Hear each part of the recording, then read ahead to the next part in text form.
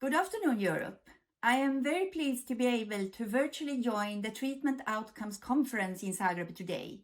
Health and sustainable healthcare systems are key to achieve a Europe that develops, which is currently becoming very clear to us all. An OECD report on wasteful spending from 2017 suggests that about 1/5 of health spending could be channeled towards better use, and the numbers show that many patients are unnecessarily harmed at the point of care. It also points at the fact that many patients receive unnecessary care that makes no difference to their health outcomes, or that the same benefits could be provided by using fewer resources. People seek solutions that improve their health outcomes.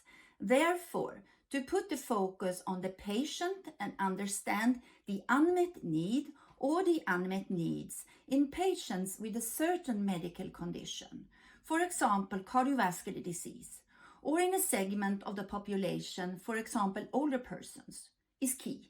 We need to ask, what matters to you? To be clear, health outcomes are not structural metrics, not ticking a box that protocols or guidelines are followed, and not indicators like scores or surgical margins. It is not experience of care asking patient, how were we? Outcomes are the actual results of care, including clinical measures such as survival rates and the complications during treatment. However, the outcomes that matter most to patients are often how care affects their capabilities and quality of life. We therefore need to ask, how are you to fully cover all relevant health outcomes? Despite already collecting vast amounts of data, we to a large extent today lack such information. OECD has acknowledged the lack of outcomes in today's healthcare and been mandated by its health ministers to make patient-centeredness the new normal in healthcare. The most important next steps we can take to improve healthcare in our countries are to ask patients what matters most to them and to ask them to assess the results of their care. What happens when you do this is clearly shown in the following well-known example. Localized prostate cancer has a very good survival, but what is important when surviving? When asking the patients, 2 items stand out: to be able to live a life without diapers and to keep the sexual function. The graph shows a comparison between the average in Germany and the Martini Clinic in Hamburg, where the Martini Clinic has tracked these health outcomes in their patients for many years now and developed techniques to dramatically lower these risks. As mentioned, it is also important to realize that many important health outcomes can only be reported by the patients themselves. On this slide, you see an analysis of clinical outcomes and patient-reported outcomes from the Swedish Cataract Registry. In almost 10,000 patients, the vast majority, or 97.8%, showed clinical outcome improvement measured as improved vision. But 7.4% of these individuals reported being worse off in their daily activities than before treatment. How is this possible? When studying the results in further detail, it was found that the 7.4% were often old, many older than 90, and spent most of their time reading, doing handicraft, and other activities depending on the near vision.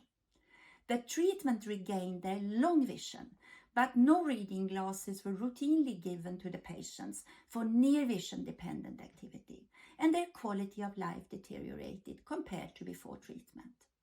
This insight led to an improvement of the process, but also to a more informed discussion with the patient about their daily activities and how important the long vision is to the individual before the treatment was finally decided.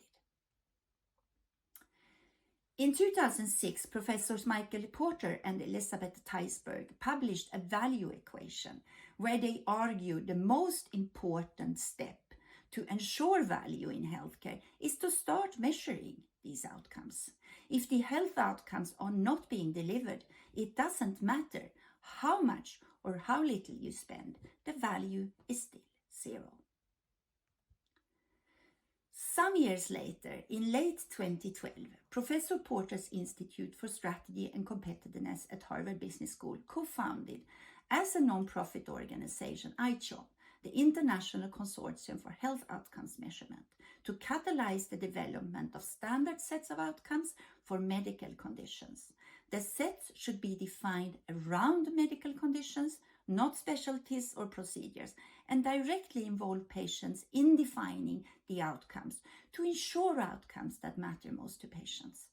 A global language for health outcomes is now starting to become available, where time points and sources of data collection are defined, and a minimal set of initial condition risk factors is included to help a meaningful comparison.